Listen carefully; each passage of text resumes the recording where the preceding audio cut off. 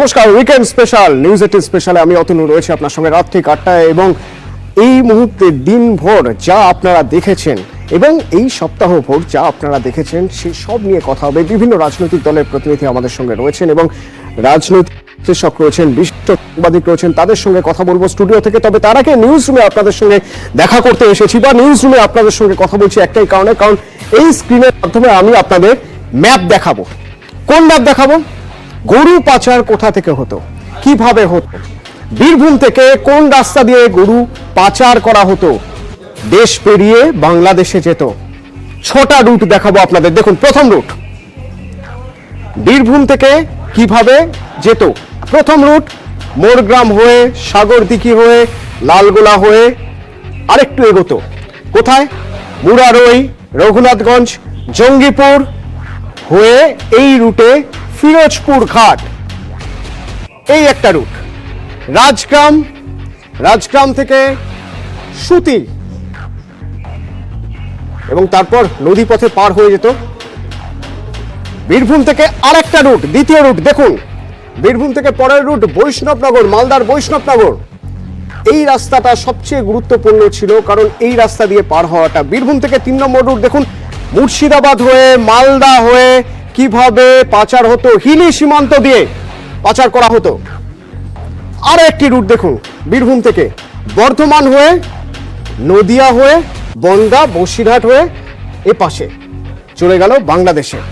এর পাশাপাশি আরো একটা রুট আপনাদের দেখিয়ে রাখতে চাইবো, আসানসোল থেকে বর্ধমান হয়ে, দর্শনা হয়ে কিভাবে গরু পাচার হতো। অন্তত সিবিআই সূত্রে দাবি এই রুটগুলো সিবিআই এর হাতে আছে এবং কারা কারা এর সঙ্গে জড়িত তা নিয়ে কথা হচ্ছে। কিন্তু কেন বীরভূম?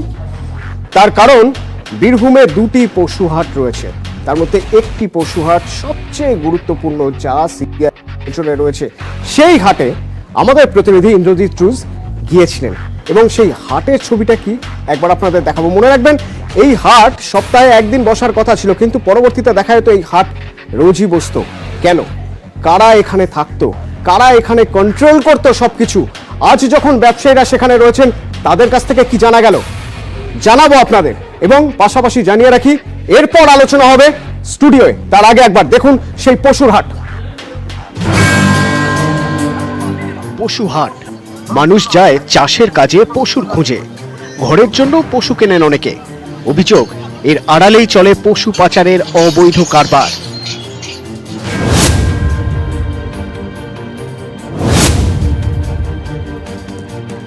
বীরভূমে 2টি বড় পশুর হাট। অভিযোগ, এই 2টি হাট থেকেই মূলত নিয়ন্ত্রিত হতো গরু পাচারের কারবার।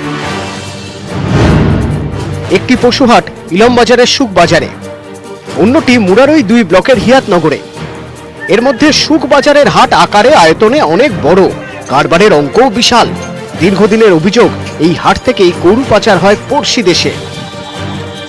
ইলামবাজারের গরুর হাট, আর এই গরুর হাট থেকেই অনুব্রত মণ্ডলের নাম জড়িয়েছিল।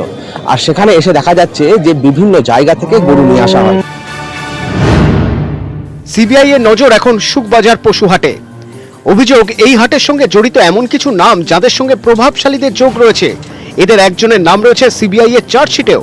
অভিযোগ, মূলত 2 পাচারকারীর নিয়ন্ত্রণ ছিল এই হাটের পাচারে। সিবিআই সূত্রে খবর, কার্যত বড় গরু কেনায় কোনো অধিকার ছিল না অন্য কোনো ব্যবসায়ীর। ওই জুটি কম দামে উন্নত মানের গরু কিনত, সেটাই একাধিক রুট ধরে পাচার হয়ে যেত। ওই 2 পাচারকারীর একজনের বাড়ি আসলে হুগলির পান্ডুয়ায়। 2001 সালে গরুর কারবার করতে আসে ইলামবাজারে। তদন্তকারীরা জানতে পেরেছেন 2011 সালে দ্বিতীয় ব্যক্তির সঙ্গে তার পরিচয় হয়। দ্বিতীয় ব্যক্তি প্রথম জনের সঙ্গে পরিচয় করিয়ে দেয় বীরভূমের ছোটখাটো নেতার। সময়ের সঙ্গে সঙ্গে দুজনেই বীরভূমের দাপুটে তৃণমূল নেতার সংস্পর্শে আসে বলে অভিযোগ। এতেই সুখবাজার থেকে পাচারের কারবার ফুলে ফেঁপে উঠতে থাকে বলে তদন্তকারীদের দাবি। নিয়ম মতো সপ্তাহে একদিন শনিবার হাট খোলা থাকার কথা, কিন্তু অভিযোগ, গরু পাচারের জন্য প্রায় 7 দিনই খোলা থাকতো বাজার। থেকে বছর 3-4 আগে একটু বেশি হয়েছে, 16 সাল কি 17-15-16 সালে এরকম তারপরে আস্তে আস্তে বাড়ছিল। এক সময় রমরমা পশুহাটকে কেন্দ্র করে পাচারের রমরমার অভিযোগ। এখন গরু পাচারের তদন্তে তৎপর সিবিআই, দোসর ইডি। এই অবস্থায় কেমন চলছে হাটের বিক্রি? বিক্রি করতে দিচ্ছি 2 জায়গায়, বিক্রি হচ্ছে না, কেউ তো খোঁজ করছে না। কেন? ওই ডরে সব ডর খেয়ে গিয়েছে, গরু ধরবো করে, গাড়ি ধরবে। নিচ্ছে না কেন এখন? এই যে চারিদিকে ঝামেলার জন্য ঝামেলা, মানুষ ভয় খাচ্ছে। একটি সময় আছে, সেই সময়ে গরু বিক্রি বেড়েছিল এবং তখনই তাদের নজর যায় এবং তখন কিন্তু তারা কন্ট্রোল করার চেষ্টা করেছিল, কিন্তু কন্ট্রোল করতে পারেননি। বর্তমানে তারা কন্ট্রোল করতে আধার কার্ডের ব্যবহার করবেন বলে জানাচ্ছেন। হাট মালিকরা চিন্তা ভাবনা করছেন পাচার আটকাতে আধার কার্ডের ব্যবহার শুরু করার। একটা জিনিস ভাবছি যে এবারে আধার কার্ডটা আর এটা নিয়ে আমরা যে নাম ঠিকানা যেটা আমাদের পরিচয়পত্র যেটা দেয় আর কি, সেটা আমরা ভাবছি যে এবারে আধার কার্ড নিয়ে আমরা সেই নাম ঠিকানাটা লিখবো। আধার কার্ড চালু করলে রোখা যাবে গরুর পাচার, নজর থাকবে সকলেরই। সৌরভ তিওয়ারি, ইন্দ্রজিৎ রুজ ও সুপ্রতিম দাসের রিপোর্ট, নিউজ 18 বাংলা। গরু পাচার, কোটি কোটি টাকার ডিল, সিবিআই এর হাতে কি কি তথ্য রয়েছে এবং আর কারা কারা জড়িত, এরপরে কোন কোন নাম উঠে আসবে, কিভাবে দেখছেন রাজনীতিবিদরা, একবার আলাপ করে দেবো। আমার সঙ্গে এই মুহূর্তে স্টুডিওর কারা রয়েছেন, আমার পাশেই রয়েছেন ঠিক কংগ্রেসের সুমন রায়চৌধুরী, কংগ্রেসের প্রতিনিধিত্ব করছেন, সিপিআইএম এর প্রতিনিধিত্ব করছেন শতরূপ ঘোষ, বিজেপির সজল ঘোষ এবং তৃণমূলের কোহিনুর মজুমদার। আমার সঙ্গে অন্য স্টুডিও রয়েছেন সাংবাদিক সুমন ভট্টাচার্য। তবে কোটি কোটি টাকার ডিলের কথা বলছিলাম আপনাদের। এই কোটি কোটি টাকার যে ডিল হয়, সেই ডিলে বিএসএফ, কাস্টমস, প্রভাবশালী সবাই কিছু না কিছু পার্সেন্টেজ পেত বলে দাবি করছে সিপিআই। কার কার কাছে কত টাকা পৌঁছতে পারে একটা আন্দাজ করা যাক, দেখুন।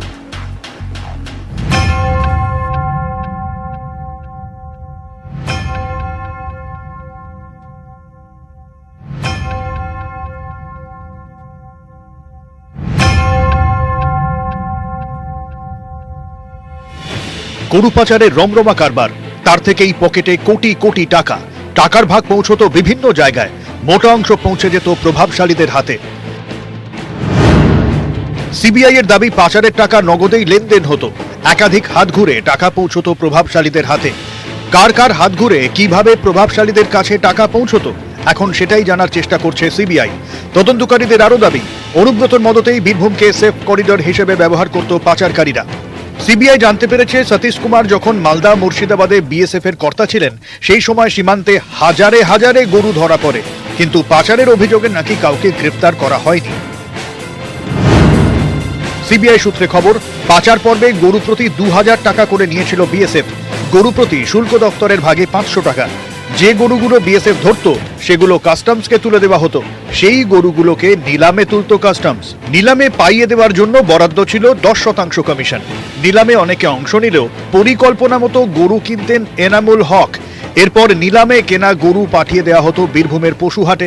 সিবিআই এর দাবি, দুভাবে লাভবান হতেন প্রভাবশালীরা। গরুর লরি জেলায় প্রবেশ করতে দেওয়ার জন্য দিতে হতো টাকা, তারপর পশুহাট থেকে সীমান্তে সেফ প্যাসেজ বাবদও টাকা। অভিযোগ, হাট থেকে সেফ প্যাসেজের দেখভাল করতেন অনুব্রত দেহরক্ষী সাইগাল হোসেন, আর বীরভূমের পশুহাটগুলো ছিল এনামুল ঘনিষ্ঠ আব্দুল লতিফের হাতে। পশুহাটের থেকেও একটা টাকা প্রভাবশালীদের কাছে পৌঁছতো বলে মনে করছেন তদন্তকারীরা। আর এভাবেই চলত পশু পাচারে টাকার ভাগ বাটোয়ারা। নিউজ 18 বাংলা। সরাসরি প্রথমে সাংবাদিক সুমন ভট্টাচার্যের সঙ্গে কথা বলি। এত এত টাকার ডিল, এই এত টাকার পার্সেন্টেজ যেত, এটা একদিনে হতে পারে না, এটা 1 মাসে 1 বছরে হতে পারে না। তাহলে কি ধরে নিতে হবে এই পাচারের কনসেপ্ট দীর্ঘদিনের, বেশ কয়েক বছরের, 10 বছর বা তারও বেশি, যা আজ নজরে আসছে? অতনু, আপনি প্রশ্নটা করলেন বলে ভালো হলো। আমি আপনাকে মনে করিয়ে দিই, এর আগে আমরা আজকাল এনামুলের নাম শুনছি, এনামুলকে নিয়ে প্রতিবেদন লেখা হয়েছে, আমিও লিখেছি। ইন্টারেস্টিং হচ্ছে, এর আগে একজন ভদ্রলোক ছিলেন, তার নাম আব্দুল বারিক বিশ্বাস, যার কাছ থেকে একবার বসিরহাট সীমান্তে প্রায় 200 কোটি টাকার কাছাকাছি সোনা পাওয়া গিয়েছিল। সেটা আমি কিন্তু বলছি 2000, এই শতকের প্রথম দশকের ঘটনা। তো আব্দুল বারিক বিশ্বাস কত টাকা দুবাইতে নিয়ে গেছেন, সেই নিয়ে প্রচুর সাংবাদিকদের মধ্যে বা যারা ইনভেস্টিগেটিভ জার্নালিজম করেন তাদের মধ্যে প্রচুর আলোচনা হয়। আব্দুল বারিক বিশ্বাসের যখন একটু ম্রিয়মাণ হলেন, তখন এনামুল হকের আবির্ভাব হলো। কিন্তু আমি একটা কথা আপনাকে বারবার বলবো, যে এই যে পুরো প্যাটার্নটা চলছে, এটাতে শুধু বীরভূম একটা পার্ট হতে পারে না, এটাতে আরো অনেক পার্ট আছে। মানে একটা ইম্পর্টেন্ট পার্ট, মানে আমি আপনাকে একটা জিনিস বলবো যে শুধু মানে সতীশ একজন যিনি বিএসএফ এর অ্যারেস্ট হয়েছেন, শুধু তার মাধ্যমে মানে তার এলাকা মুর্শিদাবাদ মালদা দিয়ে যেত না, বসিরহাট বনগা দিয়েও মানে হাজারে হাজারে গরু গেছে সেরকম রিপোর্ট বহুদিন ধরে সিবিআই বা অন্য সমস্ত তদন্তকারী সংস্থাগুলোর কাছে আছে বা ছিল। আমি আব্দুল বারী বিশ্বাসের অ্যারেস্টের সালটা আপনাকে মনে করিয়ে দেবো, ওটা 2005 সাল। তো কিন্তু এতদিন তো কিছু হয়নি। মানে এটাই পশ্চিমবঙ্গের বা ভারতবর্ষের ঘটনা, এটা তো বহাল তবিয়তে অনেক দিন ধরে চলছে। তবে শুনবো, হ্যাঁ এটাও ঘটনা আছে, বহুদিন ধরে চলছে, মানে সেটা চলতে দেওয়া যায় এটা কোনোভাবেই নয়, সেটা কোনোভাবেই নয়। সুমন রায়চৌধুরীর সঙ্গে কথা বলবো। আমাদের রাজ্যে এতদিন ধরে এই কাজ চলছে, কি চলছে না রাজ্য পার করে, দেশ পার করে, দেশের সীমানা পার করে বিদেশ তো বটেই, বাংলাদেশ, যেখানে গরু পাচার করা হচ্ছে। শুধুমাত্র রাজ্য পুলিশ চোখে ঠুলি পড়ে বসেছিল, এটা যেমন মানে এটা যেমন মিথ্যে, ঠিক তেমনই মিথ্যে যে বিএসএফ কিছুই জানতো না। হ্যাঁ, এর মধ্যে অনেকে জড়িত রয়েছেন, যারা ব্যবসায়ী, যারা প্রভাবশালী, কিন্তু প্রশাসন কি করছিল?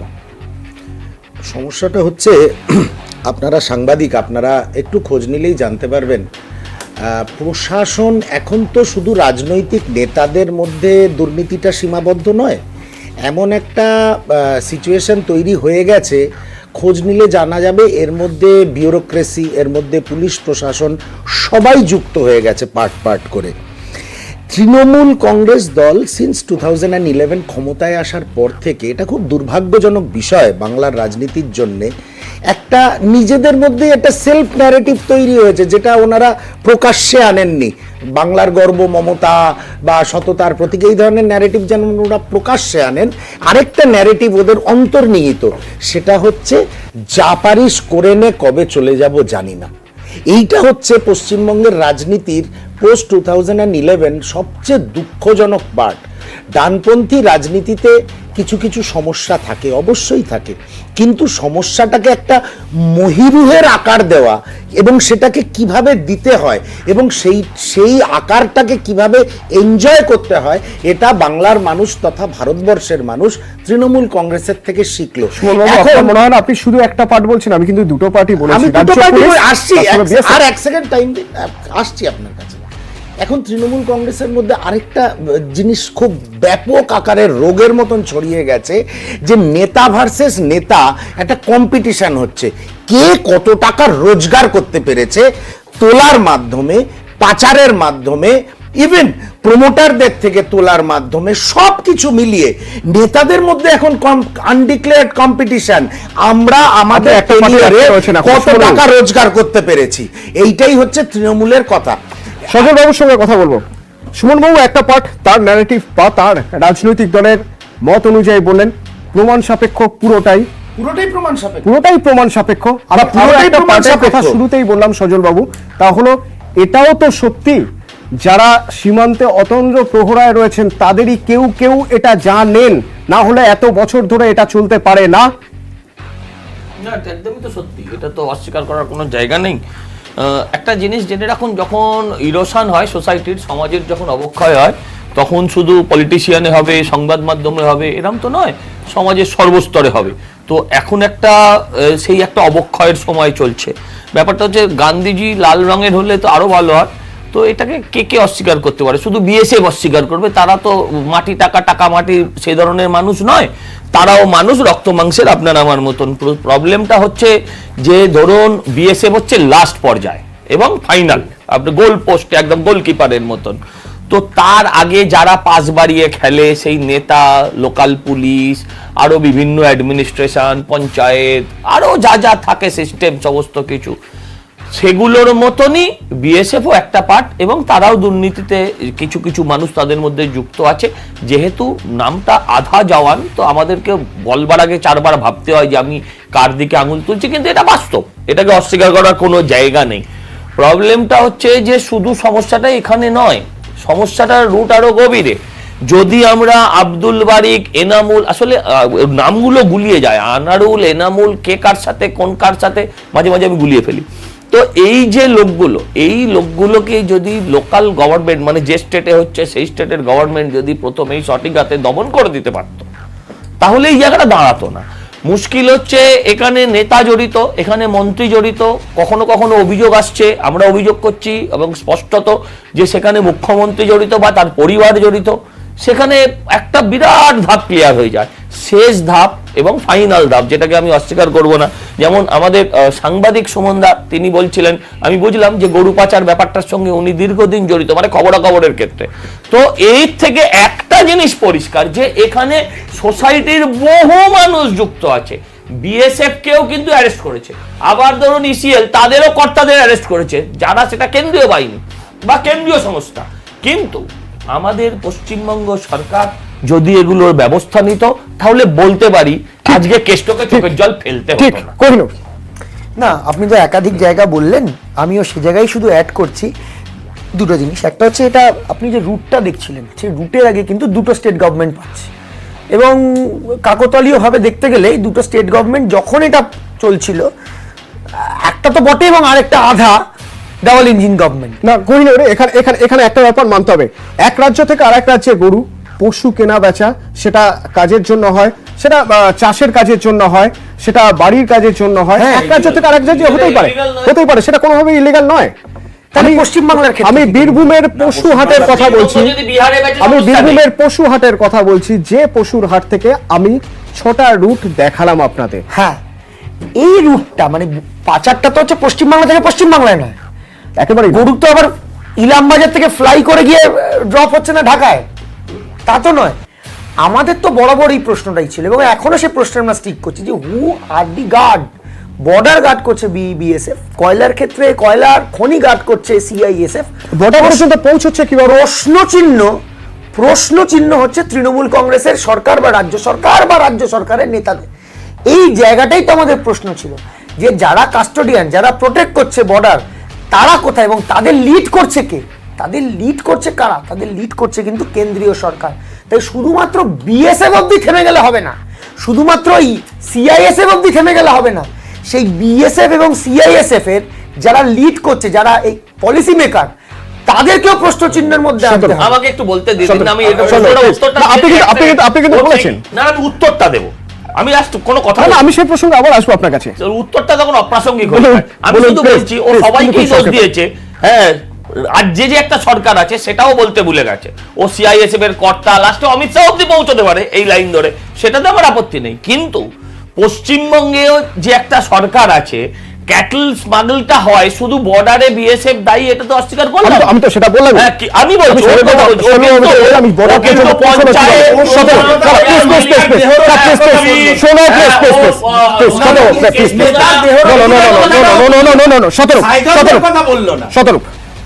দেখুন, বর্ডারের বিএসএফ এর একটা অংশ যদি অংশগ্রহণ না করে, তাহলে গরু কেন একটা নেল পালিশের কৌটোও পাচার করা যায় না, এটা যে কেউ জানে একদম।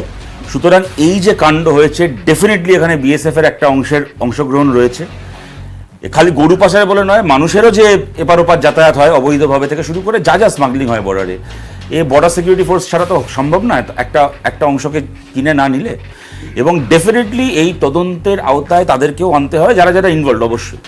কিন্তু আমার অদ্ভুত লাগছে একটা জায়গায় যে ভাই, আমার নেতা একটা জেলায় বসে গরু পাচারের সিন্ডিকেট চালাবে, তুমি বর্ডারে দাঁড়িয়ে কি করছো? তুমি কেন আটকাতে পারলে না? এইটা কি একটা রাজনৈতিক দলের বা যে দল সরকার চালাচ্ছে তাদের যুক্তি হতে পারে?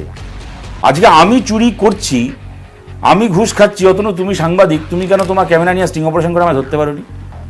এইটা কি কোনোদিন ধরা পড়ার পরে আমার যুক্তি হতে পারে? আমি একটা রাজনৈতিক দল চালাচ্ছি, আমি যে শুধুমাত্র এটা অংশগ্রহণ করেছি তাই নয়, গরু পাচার হতে পারে, বালি পাচার হতে পারে, বেআইনি কয়লা খাদান হতে পারে, ড্রাগস পাচার হতে পারে, যা যা বেআইনি কাজ হয়েছে, তার যে হাজার হাজার হাজার কোটি টাকা উপার্জন হয়েছে, সেই টাকা দিয়ে যেমন অনুব্রত পার্থ চ্যাটার্জিদের বেআইনি সম্পত্তি হয়েছে, তেমন সেই টাকারই একটা বড় অংশ কিন্তু ভোটের কাজে ব্যবহার হয়েছে।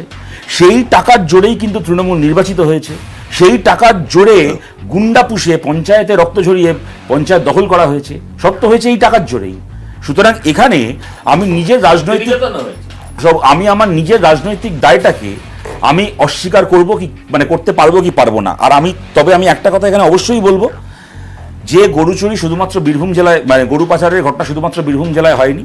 কোহিনুর যে কথাটা বললো কথাটা ঠিক, একাধিক জেলা এবং তুমিও এটা বললে সে কোচবিহার থেকে শুরু করে তোমার আরো আমাদের মুর্শিদাবাদ থেকে শুরু করে হিলি, বিশেষ দেখো বীরভূম নিয়ে আজকে আমরা এত আলোচনা করছি কারণ বীরভূমের নদিয়া বসিরহাট বীরভূমের একটা লোক ধরা পড়েছে বলে আমরা এত আলোচনা করছি। কিন্তু এটা ঘটনা সত্যিকারের, আমি যদি ব্যক্তিগতভাবে অনুব্রত মণ্ডলের বিরুদ্ধে কি রাজনৈতিকভাবে তৃণমূলের বিরুদ্ধে আমার একমাত্র এজেন্ডা হয়ে থাকে, আমি বলবো যে খালি অনুব্রত গ্রেপ্তার হোক। কিন্তু আমার যদি সত্যি সত্যি এই বেআইনি পাচার চক্রের বিরুদ্ধে আমার অবস্থান হয়, তাহলে যদি মুর্শিদাবাদে সৌমিক হোসেনের নাম এখানে ইনভলভ থাকে তার বিরুদ্ধে ব্যবস্থা চাই, আর যদি কুচবিহারে বিজেপি নেতা নিশীথ প্রামাণিকের নাম এখানে ইনভলভ থাকে, যার বিরুদ্ধে কিনা একটা সময় বিজেপি ওখানে সভা করে বলেছে যে নীতিশ প্রামাণিক কোচবিহার থেকে গরু পাচারের র্যাকেট চালাচ্ছে, তার বিরুদ্ধে ব্যবস্থা চাই। আমি লাস্ট একটা কথা বলছি, সুমনদা যে কথাটা বললেন এই লোকটা সম্পর্কে, আব্দুল বারিক বিশ্বাস সম্পর্কে, 2005 সালে গ্রেপ্তার হয়েছিল, ঠিক কথা। আমি খালি সুমনদাকে মনে করাই, কোনো ইডি লাগেনি, কোনো সিবিআই লাগেনি, আব্দুল বারিক বিশ্বাসকে সেই সময় গ্রেপ্তার করেছিল কিন্তু রাজ্যে যারা সরকার চালাচ্ছিল এবং কেন্দ্রে যারা সরকার চালাচ্ছিল তাদের উদ্যোগেই গ্রেপ্তার করা হয়েছিল। তার থেকে গুরুত্বপূর্ণ কথা সুমন দা, আপনার মনে থাকবে, আপনি যেহেতু এই সময়টা ফলো করেছেন, 2005-এ একটা লোক বর্ডার স্মাগলিং এর কেসে গ্রেপ্তার হলো, জেল খাটলো, জেল থেকে বেরিয়ে 2009-এ লোকসভা ভোটের আগে তৃণমূলে জয়েন করলো।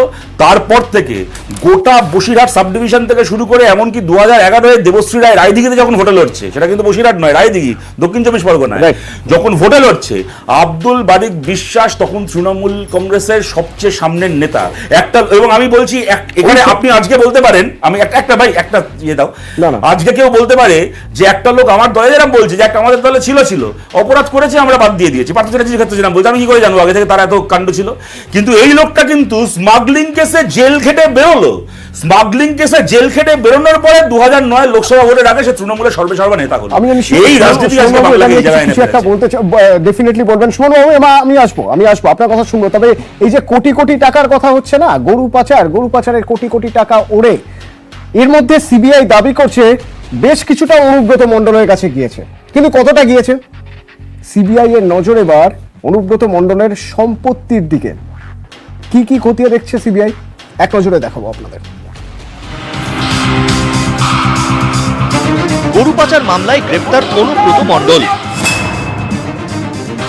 সিবিআইয়ের দাবি, নামে বেনামে একাধিক সম্পত্তির মালিক বীরভূমের দাপুটে তৃণমূল নেতা। কেন্দ্রীয় তদন্তকারী সংস্থার দাবি, 2014 থেকে 2017 এই 3 বছরে লাভ দিয়ে বেড়েছে অনুব্রতর সম্পত্তির পরিমাণ। কোনটি অনুব্রতর নামে, কোনটি তার স্ত্রীর নামে, কোনটি আবার মেয়ের নামে।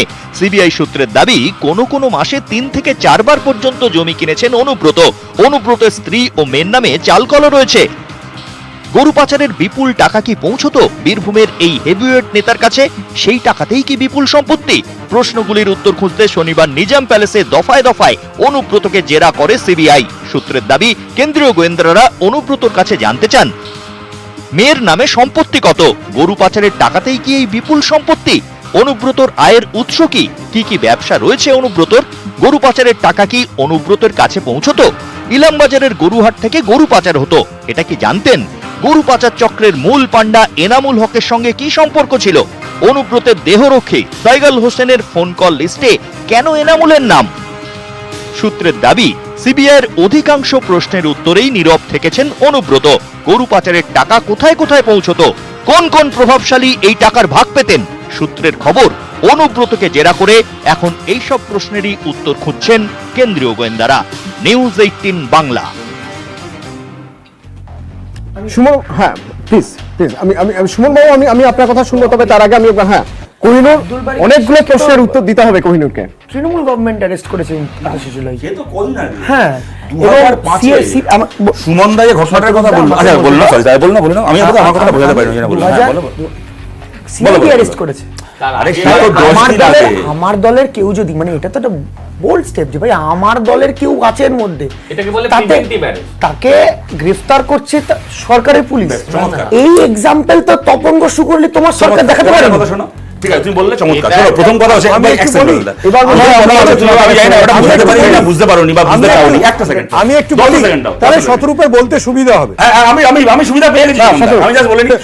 আমরা আলোচনা থেকে বেরিয়ে যাচ্ছি। না, এটা করলে তো হয় না। প্রসঙ্গ থেকে বেরিয়ে যাচ্ছি। আমি একটু বলি, প্রসঙ্গ থেকে বেরিয়ে যাচ্ছি। আমি কোহিনুরকে তখনই থামাতাম এবং কোহিনুর এই প্রসঙ্গে বলতে দিয়েছো ভাই, আমাকে উত্তর দিতে দাও খুব সংক্ষেপে। খুবই সংক্ষেপে বলছি যে 2005-এ একটা লোক স্মাগলিং কেসে জেলে গেছে, জেল থেকে বেরোনোর পরে তাকে আমি দলে নিয়েছি। আমার দলে আসার পরে সে 13 বছর স্মাগলিং করেছে।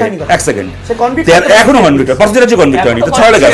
এক সেকেন্ড বলি এক এক করে কি করে কনভিক্ট করবে? সে বেরোনোর পরে 2009-এ তৃণমূলে জয়েন করলো, 11 তৃণমূলে গভর্নমেন্ট হয়ে গেল। স্টেট পুলিশ কি কনভিক্ট, কেন কনভিক্ট করবে? সে তৃণমূলের নেতা, ছেলে কখনো বাবাকে কনভিক্ট করে? তারপরে এবার আমি কথা শেষ করি। তারপরে আর এইবারও বলছে অ্যারেস্টের কথা। এই অ্যারেস্টটা কখন করলো এটা বললে তো ভুললে তো হবে না ভাই। পার্থ চ্যাটার্জি অ্যারেস্ট হওয়ার পরে পার্থ চ্যাটার্জি হাজার হাজার কোটি টাকা কোথায় গেছে তাই নিয়ে তদন্ত করতে গিয়ে ইডি দেখলো টাকা বারাসাতের একটা বস্ত্র বিপণনী কোম্পানির মালিকের মাধ্যমে আব্দুল বারিক বিশ্বাসের থ্রুতে হাওলা হয়ে বাংলাদেশ চলে গেছে। এবার ইডি পরের দিন ওকে তুলবে, বাকি মানি ট্রেলটা ধরা পড়ে যাবে। ইডি তোলার আগে পরের দিন সকালবেলা গিয়ে সিআইডি তুলে নিল, আমাদের কাস্টডিতে নিয়ে নিলাম। ইডি যাতে হাতে না পায়, আপাতত এখানে বুঝিয়ে সুঝিয়ে যা ব্যবস্থা করা করে নিতে পারি। এসব আমরা কি ঘাসে মুখ দিয়ে চলে যাবো? তুমি তো আমার থেকে বেশি সিবিআই থেকে বেশি শতরূপদার কাছে মানে ইনগ্রেডিয়েন্ট আছে। সবাই একসঙ্গে নয়, না সবাই একসঙ্গে নয়, প্লিজ প্লিজ প্লিজ সজল বাবু প্লিজ প্লিজ সজল বাবু প্লিজ প্লিজ 17 প্লিজ 17 অনেকটা সময় প্লিজ সাংবাদিক Suman Bhattacharya 17 please 17 please 17 please 17 please সাংবাদিক সুমন ভট্টাচার্য। সেটা হচ্ছে শতরূপ যেটা বলছিলেন, আমি যদি শতরূপের কথাটা ট্রেল ধরে বলি, এটা তো আজকে হঠাৎ মানে শুরু হয়নি, এটা গত 20 বছর ধরে চলছে। এবং আব্দুল বারিক বিশ্বাসের বিষয় আমি যা বলেছি উনিও যেটা বলেছেন অ্যাবসলিউটলি ধরে নেওয়া যাক ট্রু। দ্য প্রবলেম ইজ, কোথায় প্রবলেম? যেটা বিজেপিকে বুঝতে হবে, যেটা বিজেপি স্বীকার করছে না, আর যেটা সবাইকে বুঝতে হবে, যদি 20 বছর ধরে চলে সিবিআই কেন এটা কিছু করলো না এতদিন? আমি মনে করি যদি কেন করলো না, 2018-র 28 অক্টোবর 2018-র 28 অক্টোবর সিবিআই এর জয়েন্ট ডিরেক্টর এবং ডিরেক্টরের মধ্যে একটা লড়াই হলো, আস্থানা ভার্সেস অলোক বর্মা। কি নিয়ে লড়াই হয়েছিল? আবার সজল চেক করে নিতে পারেন, গরুর মাংসের রপ্তানি থেকে কে কত টাকা, এইটা নিয়েই লড়াইটা হয়েছিল। আমাকে বলতে দাও, যখন সজল বলেছে আমি একটাতে ডিস্টার্ব করিনি। এটা যদি সত্যি হয় যে বীরভূমে কিছু হলে তার দায় সমস্ত সরকার বা প্রশাসনের যাবে, তাহলে বিএসএফ মালদা বা মুর্শিদাবাদে যেটা করছে, আমি বলি মালদা বা মুর্শিদাবাদে যেটা করছিল বিএসএফ এর হেডকোয়ার্টার সেটা জানতো না, এটা আমাদের বিশ্বাস করে নিতে হবে। এই যে 2000 টাকা দেখানো হচ্ছে বিএসএফ পেত, তার ভাগ অন্য কেউ পেত না। বিএসএফ এর কর্তা ব্যক্তি কে? অমিত শাহ। সুমনবাবু উত্তর নেব আমি সজল বাবুর সঙ্গে কথা বলবো। এতদিন ধরে অমিত শাহ জানতেন না যে গরু পাচার হয়েছে? খুব সংক্ষেপে আমি সজল বাবু থেকে উত্তর নেব। ইন্ট্রোডিউস করা হয় সবসময় সাংবাদিক বলে করা হয়, তার থেকে বরঞ্চ অন্য কিছু রাজনৈতিক ব্যক্তিত্ব বলে ইন্ট্রোডিউস করলে বোধহয় সাংবাদিকতার এটা মুখোশটা অন্তত খোলা থাকে। আমি সজলকে একটা জিনিস জানিয়ে রাখি, আপনার সময় কথা বলিনি, মানে এইটুকু টলারেন্স তো থাকবে, এত ইনটলারেন্ট হলে হবে না। তো আমার যেটা বলার বক্তব্য ছিল, আপনি ঠিক বলেছেন 20 বছর ধরে হচ্ছিল, আপনি বলেছেন ঠিক জয়েন্ট ডিরেক্টরে লড়াই হচ্ছিল, সব ঠিক, কিন্তু 20 বছর ধরে হচ্ছিল বলে কি আজকেও হবে? আপনি কিন্তু আপনার টেকনিকটা, আপনার পলিসিটা হচ্ছে অতীতটাকে না না সেটা পরের কথা, হচ্ছে না পরের কথা, অতীতটাকে দেখিয়ে বর্তমানটাকে ফিকে করে দেওয়ার চেষ্টা। এটা তো বলুন যে 20 বছরে কখনো আপনি এত টাকা চোখে দেখেছেন? সুমনদা, আমি একটা কথা আপনাকে বলছি, না সতর্ক, না না না না সতর্ক, না সতর্ক প্লিজ, না না না না সতর্ক, কথাই বলবো না, তাহলে আমরা না না না সতর্ক, সবচেয়ে বেশি কথা আমার নাম করে এখনো পর্যন্ত আমার নাম করে আমার কথা পেয়েছেন উনি, এটা আপনার ভুল ধারণা, বাইরে টেলিকাস্ট দেখবেন, আপনার ভুল ধারণা এই করে একদমই না। উনি যদি আমার নাম করে একটা কথা আমাকে বলেন, সেক্ষেত্রে I have to be given a chance to refute. আপনি বলবেন, কিন্তু আপনি দেখুন এখন আমার বলা হয়ে যেত। সুমনদা 20 বছর ধরে এটা হচ্ছিল না, 20 বছর মানে 2002 থেকে 2022 আমি ধরতে পারি, আমি 2002 থেকে 2011, আমি 2005 থেকে বলেছি। আচ্ছা বেশ, 2005 থেকে 2011 কোন স্মাগলিং এর কেসে জেল ফেরতকে দলের নেতা তৎকালীন শাসক দল করেনি। এইটা করা হয়েছে তৃণমূল আসার পরে, তৃণমূল আমলে। শুনুন, গরু পাচার বর্ডারে 20 বছর না, গরু পাচার বর্ডারে 50 বছরের সমস্যা। কিন্তু কোন পলিটিক্যাল পার্টির ইলেকশন এবং পলিটিক্যাল নেতার ভাত কাপড় গরু পাচারের টাকায় চলেছে, এটা তৃণমূল ছাড়া হতো না। সুমনবাবু ডেফিনেটলি বলবেন। আমরা একটা ছোট্ট বিরতি নেব, কারণ শুধুমাত্র ধাঁধা এখানে নয়, ধাঁধা আরো আছে। সরকারি চিকিৎসক কিভাবে অনুব্রত মণ্ডলের বাড়িতে গেলেন, সেখানে গিয়ে সাদা কাগজে প্রেসক্রিপশন লিখছেন কার নির্দেশে, তিনি যে দাবি করছেন, সে প্রসঙ্গ আসবে বিরতির পর। সঙ্গে থাকুন। কংগ্রেসের প্রতিনিধিত্ব করছেন সুমন রায়চৌধুরী, তার সঙ্গে কথা বলবো। একজন সরকারি চিকিৎসক, তিনি গিয়েছেন একজন অসুস্থর বাড়িতে, তাকে দেখতে কেমন রয়েছেন দেখতে, যদি প্রেসক্রিপশন দেওয়ার হয়, কিছু প্রেসক্রাইব করার হয় করতে। এখানে প্রশ্ন উঠছে কার নির্দেশে গিয়েছেন। প্রথমত, সরকারি চিকিৎসক বাড়িতে যেতে পারেন কিনা, দ্বিতীয়ত কার নির্দেশ, কে নির্দেশ দিয়েছেন। পুরো ব্যাপারটা একটা ধাঁধা। ধাঁধাটা কি তৈরি করা হচ্ছে নাকি ধাঁধাটা তৈরি হয়েই রয়েছে যার চটছাপ ছাড়াতে হবে? সুমনবাবু। অতনু, আমরা তৃণমূল সরকার ক্ষমতায় আসার পর থেকে দেখেছি যে ধীরে ধীরে তারা প্রশাসনকে কিভাবে দলতন্ত্রের মধ্যে নিয়ে এসছে। এতে অবাক হওয়ার কোনো কারণ নেই, অন্তত আমি ব্যক্তিগতভাবে একজন বাংলার নাগরিক হিসাবে অবাক হই না। আমরা তো দেখেছি এই অনুব্রত মণ্ডলের পার্টি অফিসে কিভাবে ডিএম আর এসপি তার সঙ্গে দেখা করতে এসছেন দলীয় কার্যালয়তে। আমরা তো অনুব্রত মণ্ডলকে দেখেছি যে কিভাবে এসডিপিও বা ডিএসপি লেভেলের একজন অফিসারকে বলেছেন যে আপনি 7টার মধ্যে অ্যারেস্ট, 7টার থেকে 9টা অবধি সময় দিলাম, অ্যারেস্ট করুন, আদারওয়াইজ গিয়ে জ্বালিয়ে দেবো, পুড়িয়ে দেবো। আজকেও তো আমরা দেখলাম কিভাবে পাবলিক পারসেপশনকে অবজ্ঞা করে মাথা নিচু করে থাকার বদলে কিভাবে কল্যাণ ব্যানার্জি বললেন এবার শুধু বদলাই হবে, কোনো বদল হবে না। কিভাবে চুচুড়ার বিধায়ক অসিত মজুমদার আজকে বললেন যে এবার আপনারাও হুঙ্কার দেবেন, ধোলাই হবে, পেটাই হবে। তাই এটাই হচ্ছে পশ্চিমবঙ্গের রাজনৈতিক কালচার, এবং বিশেষ করে বীরভূম এবং সব জেলাতে। হয়তো বীরভূম একটা এক্সেপশন, যে একটা আঞ্চলিক দলের একজন জেলা সভাপতিকে নিয়ে আমাদের দুর্ভাগ্যক্রমে এত আলোচনা করতে হচ্ছে।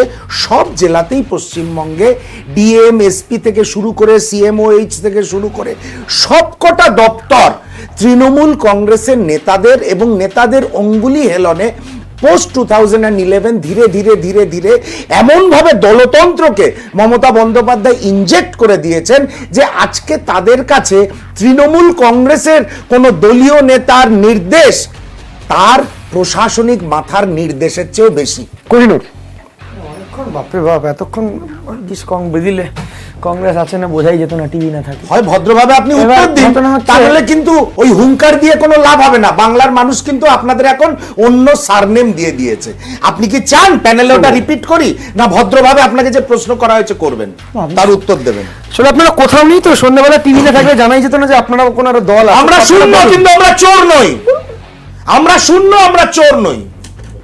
হয়েছে, যাই হোক, অফিস টফিস সিল হয়ে গেছে, এখন আবার চোর টোর নিয়ে কথা না বলেই ভালো। দেখুন, এই যে ডাক্তার যিনি হয়েছে, আমাদের সত্যি সন্দেহ হয়েছিল এই অদ্ভুত ঘটনা, ওটা কি করে ঘটলো, যে সরকারি হাসপাতালের ডাক্তার কি করে চলে গেল। তারপর আমরা, এবং পরের দিন যে ডাক্তার আগের দিন খুব ভয় পেয়ে গেছিল অনুব্রত মণ্ডলের কাছে, যে বিশাল ভয়, আমি ওর লিখে দিচ্ছি, আবার পরের দিন এসে সে ডাক্তার হঠাৎ করে তার ভয় কেটে গেল কি করে, এই নিয়ে প্রশ্নচিহ্ন জেগেছিল। এবং প্রশ্নচিহ্ন হয়েই আমরা একটু এদিক ওদিক ঘাটি এবং ঘেটে দেখতে পাই যে এই ডাক্তারবাবুর ফেসবুক প্রোফাইল, এই ডাক্তারবাবুর ফেসবুক প্রোফাইল দেখলেই আপনি বুঝতে পারবেন এই ডাক্তারবাবু একেবারে হার্ডকোর কোন রাজনৈতিক দলের কর্মী। আমরা এটা দেখেছি এবং তারপর আমরা এটা মোটামুটি যাই হোক, কংগ্রেস ছোট্ট প্রশ্ন রয়েছে প্লিজ আমাকে। তার রাজনৈতিক পরিচয় যাই হোক না কেন, একজন সরকারি চিকিৎসক যাচ্ছেন কারো বাড়িতে চিকিৎসা করাতে, প্রাইভেটে চিকিৎসা করাচ্ছেন কি? না, আমি তো এটাই বলছি, এখানে তার রাজনৈতিক পরিচয়টা বড়। ঘটনাটা ঘটার পর যখন আমরা দেখতে নামি যে কি হয়েছে, তখন কি স্বাভাবিক এই প্রশ্নটা আমাদের তো ফেস করতে হবে। তখন আমরা এই কাণ্ড দেখার পর হোয়াট উই অ্যাপ্রিহেন্ড যে এটা একটা পার্ট অফ লার্জার কনস্পিরেসি, এবং সিবিআই ওকে ডেকে পাঠিয়েছে। সিবিআই দেখবে এবং হেলথ ডিপার্টমেন্ট যদি মনে করে তার উপর ফার্দার এটার উপর ইনভেস্টিগেশন হবে। Part of larger conspiracy. Sajal বাবু, আসলে ওরা কি বলবে গুলিয়ে ফেলছে, ওরা আসলে ভালো করে স্টাডি করতে পারছে না। মানে একটা একটা সকালে একটা স্ক্যাম, বিকেলে আরেকটা স্ক্যাম। সকালের স্ক্যামটা চাপা পড়ছে বিকেলের স্ক্যামটার জন্য। আরে ভাই এমন কথা বলো যাতে উল্টো দিকে কথা বলতে না পারে। বলছে সরকারি ডাক্তার বিজেপি, আচ্ছা ঠিক আছে মেনে নিলাম। সরকারি ডাক্তারকে পাঠালো কে? পাঠিয়েছেন সুপার, এন্ড দ্যাটস প্রুফড। তার That is not proof. ভাই বলতে দাও, That is not proof. আর বলছি মিথ্যা কথা পুরোটা বলছো। শোনো না। ঠিক বলেছো, মিথ্যা কথা বলছে। উনি একটা অডিও ছেড়েছেন যেটাকে সুপার ডিনাই করেননি। উনি টেলিফোনটা রেকর্ড করেছেন, maybe he is properly BJP, purely BJP, সেই জন্য রেকর্ড করে নিয়েছে, এটাও হতে পারে, সেটা বলতে পারছি না। কিন্তু ওই রেকর্ডটা উনি ছেড়েছেন, সুপার একবারও বলেননি আমি এই কথাটা বলিনি। আজকে বলছে হ্যাঁ বলেছি, এবং ও ছুটিতে ছিল তাও গেছে, এবং ও চাইনি যে ওখানে যেতে, ও চাইছিল যে হসপিটালে ডেকে নিয়ে আসুন, আরো সবাই মিলে দেখবো। তো সুপার বলেছে না বাড়িতে যাও। আজকের কনফ্লিক্টটা অন্য জায়গায়, এটা ভেরি ইন্টারেস্টিং। সেটা হচ্ছে আজকে সুপার আবার বলেছেন, এবার এওকেও বিজেপি বলবে কিনা জানি না, সুপার বলেছেন যে আমি পাঠিয়েছিলাম লোক ওখানকার বিধায়কের নির্দেশে, সভাধিপতির নির্দেশে। আবার সভাধিপতি, একটু বলতে দেবেন এক সেকেন্ড, সভাধিপতি বলেছেন আমি এরকম কথা বলিনি। এখান থেকেই সরকারি কর্মচারীরা উচ্চপদস্থ থেকে নিচের তলা, কনস্টেবল থেকে ওসি, সবাই সাবধান থাকুন যে নেতাদের অঙ্গুলি হেলনে যদি কাজ করেন, ওই আঙুল সরিয়ে নিতে ওদের 2 মিনিটও লাগছে না, আপনারাই পড়বেন বিপদে। এটা সরকারি কর্মচারীদের মাথায় রাখতে হবে। সজল বাবু, আপনি যে প্রসঙ্গ বলছিলেন সেই প্রসঙ্গ একবার আমরা দেখিয়ে নিতে চাইবো।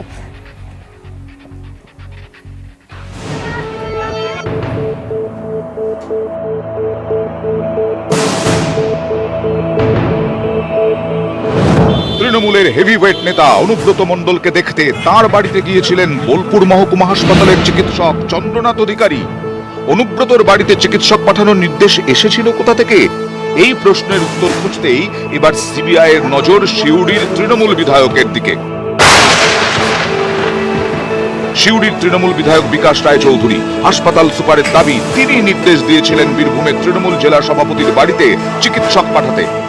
আমাকে বলেছিলেন জেলা পরিষদের জেলা সভাধিপতি বিকাশ রায় চৌধুরী, উনি আমাকে বলেছিলেন যে অনুব্রত মণ্ডল আমাদের এসআরডিএ চেয়ারম্যান, উনি খুব অসুস্থ। যদিও তৃণমূল বিধায়ক এই দাবি অস্বীকার করেছেন। আমি কাউকে কোনো নির্দেশ দিই নাই। অনুব্রত মণ্ডলের বাড়ি থেকে 3-4টে ফোন আসে, অনুব্রত মণ্ডল অসুস্থ হয়ে পড়েছেন, সুপার সাহেবকে ইনফরমেশনটা দেওয়ার জন্য। সূত্রের খবর, প্রকৃত ঘটনা জানতে দুজনকেই জিজ্ঞাসাবাদ করতে চায় সিবিআই। সিবিআই সূত্রে দাবি, প্রথমে ডেকে পাঠানো হবে বোলপুর মহকুমা হাসপাতালের সুপার বুদ্ধদেব মুর্মুকে, তারপর ডাকা হতে পারে সিউড়ির তৃণমূল বিধায়ক বিকাশ রায় চৌধুরীকে। তাদের প্রশ্ন করে কেন্দ্রীয় গোয়েন্দারা জানার চেষ্টা করবেন কার নির্দেশে চিকিৎসক গিয়েছিলেন অনুব্রতর বাড়িতে। বিতর্কটি প্রথম প্রকাশ্যে আনেন চিকিৎসক চন্দ্রনাথ অধিকারী। মঙ্গলবার তৃণমূলের দাপুটে নেতাকে তার বাড়ি গিয়ে দেখে আসার পরেই বিস্ফোরক দাবি করেন তিনি। উনি আমাকে রিকোয়েস্ট করলেন যে ডাক্তারবাবু আপনি আমাকে 14 দিনের রেস্ট লিখে দিন। সুপারের সঙ্গে কথোপকথন রেকর্ডও করে রাখেন চিকিৎসক, যে অডিও ক্লিপ ভাইরাল হয়ে যায়। বলছি এখন এই ইডিপিডি চলছে, এখন কি বাড়ি গিয়ে দেখাটা উচিত হবে নাকি হসপিটালে আসতে বলুন না? হসপিটালে আসতে অসুবিধা কিছু নেই, ওর বাড়িতে গিয়ে দেখলে কি আছে, অসুবিধা কি আছে? অসুবিধা কি আছে? আমাদের তো উনি তো। এই অডিও এখন সিবিআই এর হাতে। চিকিৎসক চন্দ্রনাথের সঙ্গে ইতিমধ্যেই কথা বলেছেন কেন্দ্রীয় এজেন্সির আধিকারিকরা। যে কোনো রাজনৈতিক প্রভাবশালী ব্যক্তির কাছ থেকেই সুপার সেই নির্দেশ পেতে পারেন। আমি একজন রেসপন্সিবল গভর্নমেন্ট এমপ্লয়ি, এবং তিনি যখন একজন গভর্নমেন্ট এমপ্লয়িকে অর্ডার দিচ্ছেন বা রিকোয়েস্ট করছেন, বা আমার ঊর্ধ্বতন কর্তৃপক্ষের রিকোয়েস্টটাকেও আমি অর্ডার হিসেবেই ধরব। তিনি যখন বলছেন একটা এমার্জেন্সি মেডিকেল টিম গঠন করা হচ্ছে, তাতে যাতে হসপিটালের সিল থাকে। চিকিৎসক আঙুল তুলছেন সুপারের দিকে, সুপার আঙুল তুলছেন তৃণমূল বিধায়কের দিকে, বিধায়ক আবার পাল্টা দোষ চাপাচ্ছেন সুপারের ওপরেই। এই রহস্যের জট কাটাতে এবার আসরে সিবিআই। নিউজ 18 বাংলা। শতরূপের সঙ্গে কথা বলবো। শতরূপ, একটা প্রশ্ন রয়েছে, এই যে বলছিলাম না ধাঁধা জটিল হচ্ছে, ধাঁধা তৈরি করা হচ্ছে, নাকি ধাঁধার জট খুললেই বেরিয়ে যাবে আসল সত্যি?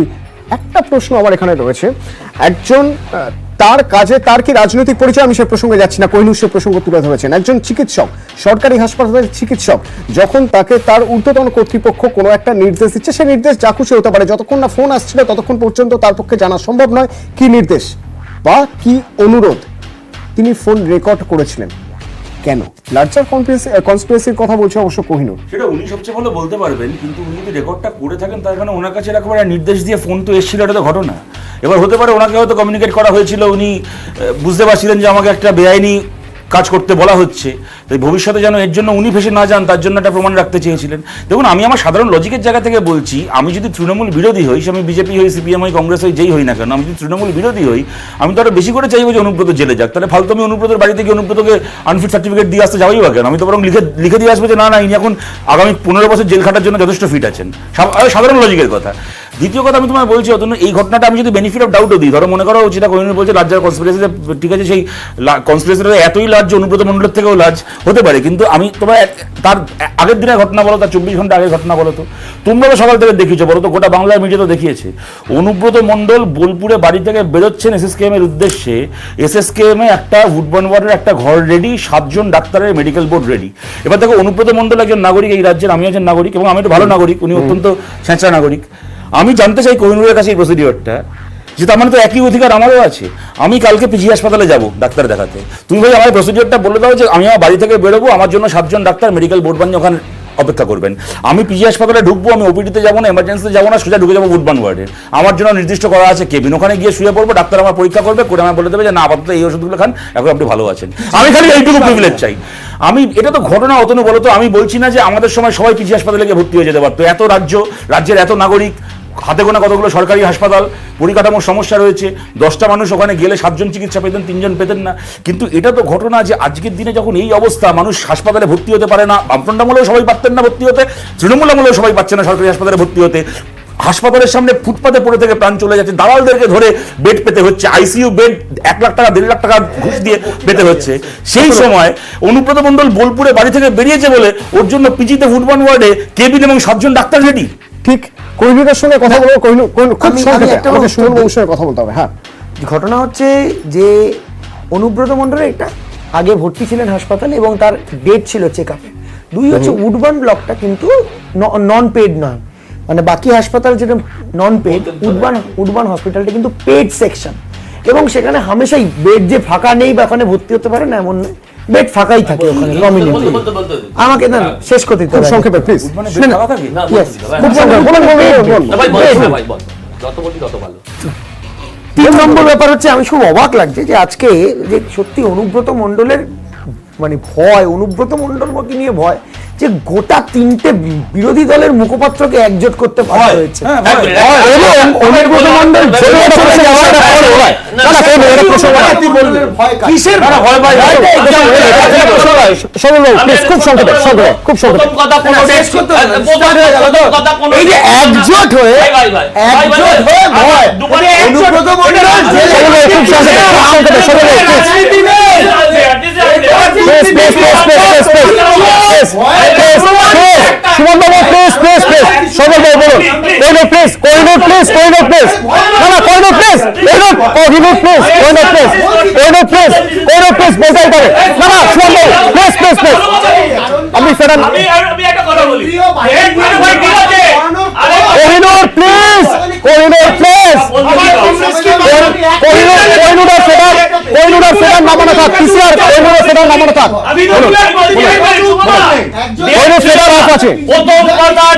ছিল না।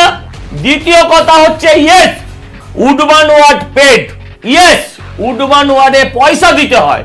প্রশ্ন হচ্ছে উডবার্নে ডাইরেক্ট ভর্তি হওয়া যায় না, আপনাকে এমার্জেন্সি হয়ে বা আউটডোর হয়ে আসতে হবে এক।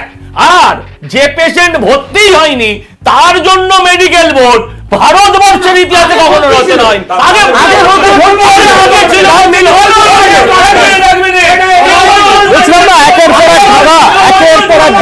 জটিল সমস্যা।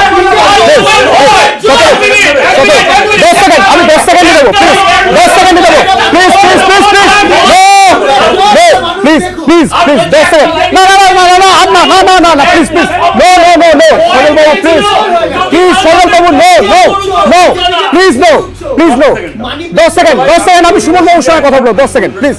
অনুব্রতকে ভয় পায়, যে কোনো সুস্থ লোক ভয় পাবে, কেননা একটা লোক যে জীবনে কোনোদিন কাউন্সিলর হয়নি, পঞ্চায়েতের মেম্বার হয়নি, সে মুখ্যমন্ত্রীর পাশে দাঁড়িয়ে পুলিশকে বলে দিচ্ছে সুচপুরের মতো করে মামলাটা সাজাও, এবং মুখ্যমন্ত্রী একজন স্কুল বালিকার মতো পাশে ভ্যাবলার মতো দাঁড়িয়ে তার কথা শুনছে। এই যার ক্ষমতা, মুখ্যমন্ত্রীকে স্কুল বালিকা বানিয়ে দাঁড় করিয়ে রেখে পুলিশকে নির্দেশ দেবে, তাকে যে কোনো ভদ্রলোক ভয় পাবে, যে কোনো সুস্থ লোক ভয়